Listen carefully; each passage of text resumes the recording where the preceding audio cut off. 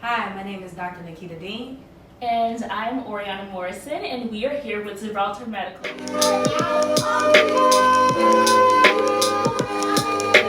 So, in speaking of doing it all, how does that equate to like home life and balancing your work-life balance with your family, your mate, if y'all got a mate? How do you balance all those things? I feel like for me, We'll start with family first. well, I feel like I'm thinking of like the work-life balance, and it may not be as balanced now because I really only have me to deal with. I try to make time for my family. I live in a different city than my family right now, and so, but I am trying to get things in wrap so that when I'm thinking of a partner, when I'm thinking of kids, that I have a space for that, so that when I'm as I'm looking for a job, looking at contracts and things like that, making sure even if I don't have those things now, those things will be valuable to me. And so making sure there's enough flexibility in my schedule that can accommodate that aspect of me once it becomes available. But I feel like that, I love my me time, so I feel like it's great. But then I know once I have, that family dynamic, my own immediate family, I have to think of more of that work-life balance. So right now, how I'm looking at it is, don't blindly accept something that doesn't allow that dynamic that you're looking for in the future, because it may be hard to make that a priority if you didn't make that a priority while looking at the contract up front. Mm-hmm. So I plan to be a mother one day. Do y'all do maternity leave? Like asking those questions, even though that may not be a plan for me, to several years ahead. Hopefully not too far ahead because ovaries getting old. But making sure that I think about those things, even though that's not on my agenda today, but will hopefully be so in a couple years, and making sure that the institution that I land with feel that is a priority as well. Even as a student, as a non-traditional student too, it is challenging, I guess, to balance everything. But as Nikita was saying, like, it's very important to consider what your priorities are. And even as I began to think about how I want to craft and mold like a career for myself, definitely keeping family kind of at the top of that like list of priorities. So I don't know, like I still have a long way to go, but right now some things that I do is just try to be very intentional about spending time with my husband and with my dogs. And ultimately I do want a family as well. So I think taking into consideration the time demand for the career and what's most important to me, and but not limiting myself, because I believe I can have all of those things. I think I just will have to be creative in the way that I kind of carve out a career for myself. But like you said, ovaries, they ain't getting no younger, Here we're knocking on 32, but I will just keep an open mind and take it one day at a time. So as we're in this COVID world that we're currently in, Nikita's not 6 feet away from me, but I'm vaccinated, tested, no symptoms. Very true. She did get the vaccination, but it really brings home as to what's important. And so really carving out those times with my family is very important to me. Like, my plan is to cook a big Christmas dinner. One, it brings me closer to my mom, who's no longer here, but it also just gives me an opportunity to love on them and show, like, hey, okay, I can burn a plate or two. So but realizing that it is so important to have those moments with them, and because they go by so fast. Or going to graduations, participating in my cousin's wedding, it's like you make time for what you need to make time for. And it's not even like you make time for what you care about. No, you make time for what you need to make time for. Because at the end of the day, and I'll go to contracts because you mentioned that, and I definitely want to say something about that, but you definitely want to make time for these things, because these jobs are so awesome. Those zeros look so nice, especially when you came from nothing. It's very nice.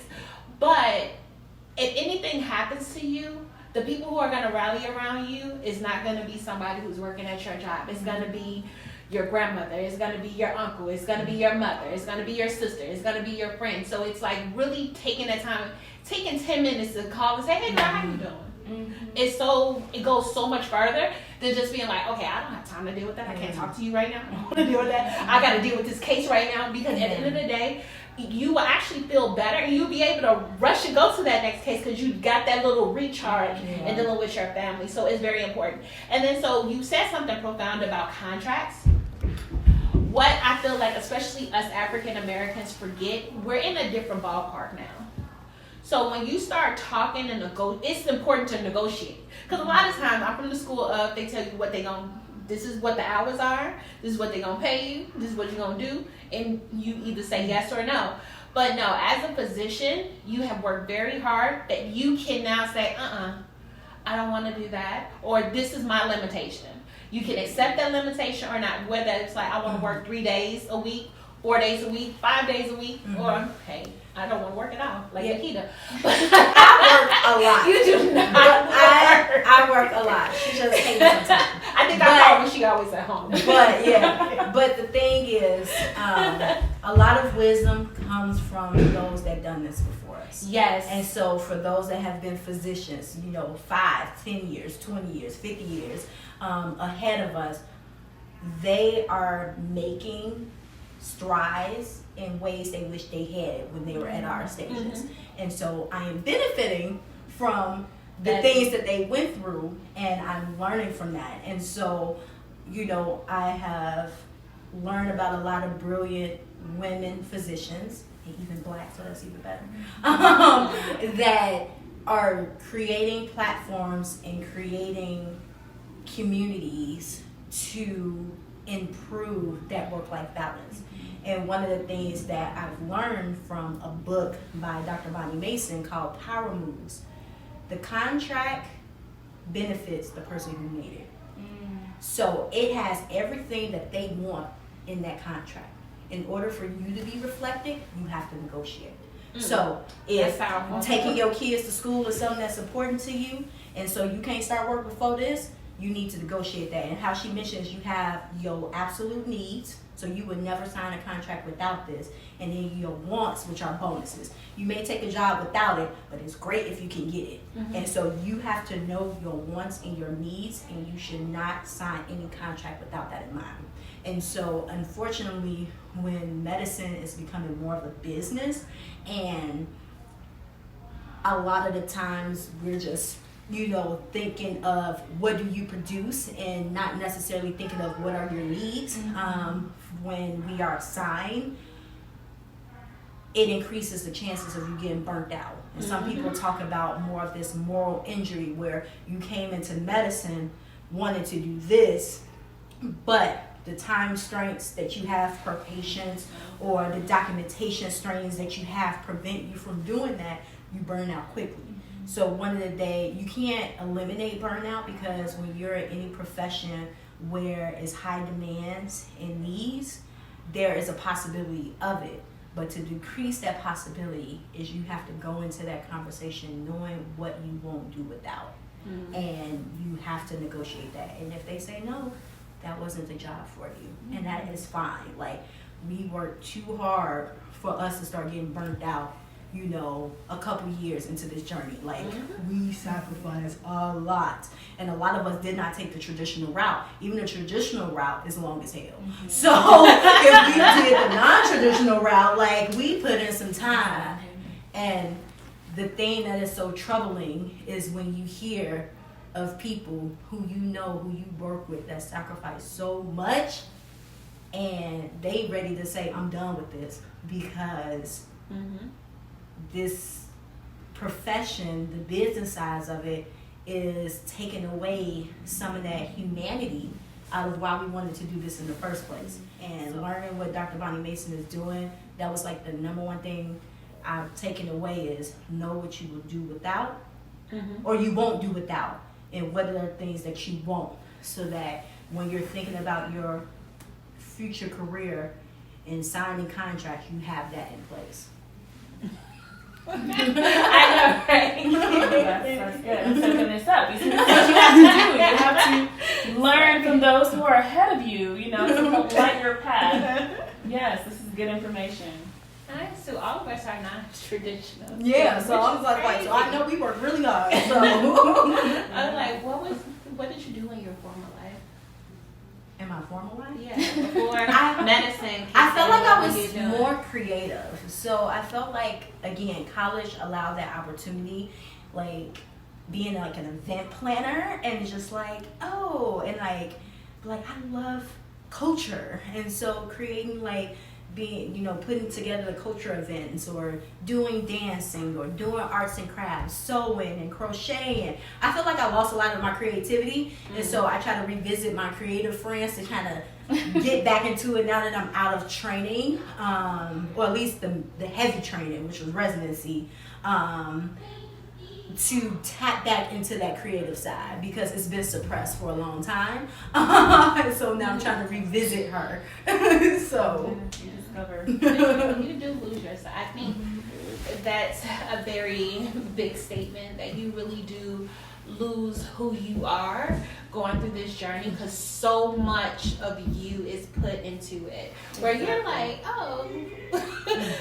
to watch like an hour show is like so awesome, because you're just putting so much time and effort into, I should be doing this, I need to be reading a case or reading some new article to help me be a better doctor, and you really do lose sight of like other passions. Exactly. What do I like? I have extra time. Now what am I supposed to do with this? Like, there was a time when you knew exactly what to do with that time. My younger sister joked. She was just like, I feel like the longer you've been in this process, the smarter you are as a doctor, but the slower you are in anything outside of medicine. Because you don't know anything else about the world. I was telling somebody, because I'm single, and I was telling someone, it's like, I am so awkward now. I could talk to a patient all day about genital warts or whatever.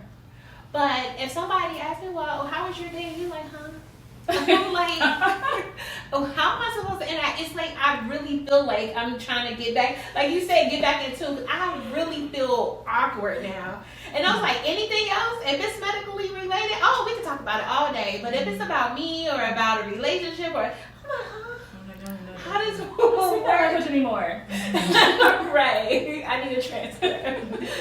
No, seriously, that is really a thing. I do feel like you lose some of those skills. It's like that becomes just like the dominant part of who you are, and everything else you were before then. Even though before medical school, like, you're this much doctor, right? And then next thing you know, it's like dominating so much of your mind and your emotion and all this stuff. And it's like we're so much more complex, but those things just shrink. And I was just talking to one of my mentors about this whole process of restoration. You go through this entire journey, you pour your blood, sweat, and tears into it, and you come out on the other end, like you guys are, polished and degreed, but like, even just as a medical student, I'm like, wow, I've lost so much. I used to write. I used to love doing, poetry, arts and crafts, all these other types of things, but I mean, the last time I read a poem, like, I don't know when that was. And it's like you kind of long for that version of yourself before you kind of got into this and started kind of moving farther away from that. And I don't know, like, hopefully at some point all those things are restored again, because I totally relate to like that feeling of like, oh my gosh, like this feels weird. This used to feel so natural to me. But after being in school and kind of focusing on just this for so long, it's hard. Yeah. I think the thing is, what I wish I would have done is demand and carve out that time. Because I didn't. Because I was like, I need to be doing this. This is probably more important. And then you feel guilty if you do something else. But you have to demand that time, because this life we got right here is short. And being a doctor is only a piece of it. It's a beautiful piece. It's a feeding my soul piece, but it's not the whole piece. So you have to demand and take that time for you. Even during the process, and sometimes when you're going through medical school, it's probably best to keep that up, because it helps get you through it. Because it's a lot of times you're going to question, like, do I want to do it? I mean, you can be talking to somebody and like, look here, I think today's going to be the last day I'm sitting here. And this is the human side out of you because, like she said, like the moral injury, it's like it becomes overwhelming because you're like, oh my gosh, it's a lot because you're carrying a lot. So you have to demand that time and carve out that time and not feel guilty about feeding your soul and your spirit, because that's what's going to help you pour into everybody else. Because one thing I do know, you can't pour into anybody if you empty. Yeah. So again, like, you may have done like 10 different things before you started, medical school. Maybe you don't have time to do 10 of them. Pick your favorite 2, and you have to make it a priority. Like, for me, dancing and working out was like my thing in medical school. I ain't really did it that much as a fellow, but in medical school, those were my 2 things. So I would always go to like this dance class and this boot camp class, because I was like, I have to do those things. And like, again, as I mentioned, I used to crochet, and so like I didn't have time to do that, but those 2 things were really important to me, so I made sure I did those things. So again, for those where medicine is a vocation, it is a great thing, because sometimes your professional passion and your personal passion may line up, but it can also be overwhelming when you let the work proceed more. And so it's important to make sure you think about what else make you who you are and invest in those things, because work will take everything out you allow it to take out of you. Because there is always a sick patient. They will never go away. Even if you're doing preventative care, there's always a patient you need to prevent their sickness, so that work will never go away. So, as they say with time is fluid. So if you give work an empty amount of time to take over your life, you will feel every second of it, because there's never a limit to what work needs to be done. But if you say, hey, I'm only going to give work this many hours today, this many hours for the week, then you become more efficient and you give it that amount of time, and then you deal with the other aspects of you.